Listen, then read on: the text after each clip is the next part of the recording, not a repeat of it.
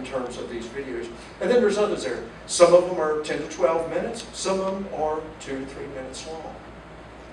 But one that I would like to point out that was up there, one of the first little blue tabs ones that you'll find is 10 Steps to Restore America's Blessings.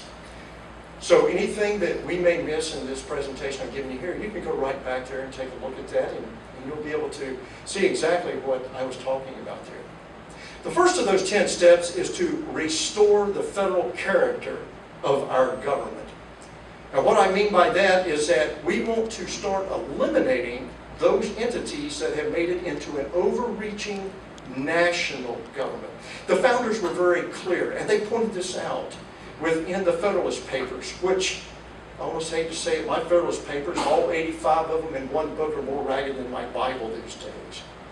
Because I got to tell you that to me, the Federalist Papers are the absolute supreme authority on the interpretation of a Constitution. Absolutely.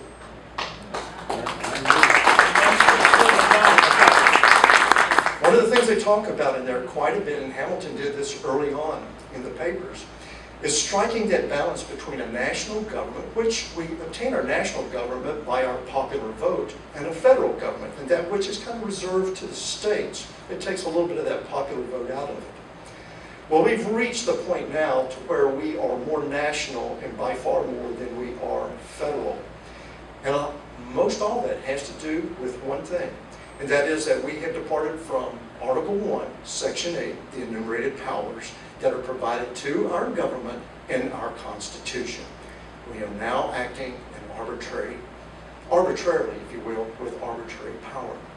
To rein back in that national government means then that we have to begin refocusing specifically on the enumerated powers within our Constitution. Now, moving on to, let me say one other thing that I think is really important.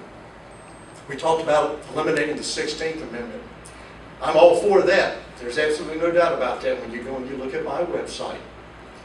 But I'm also for, won't try to make it happen right away, eliminating the 17th Amendment.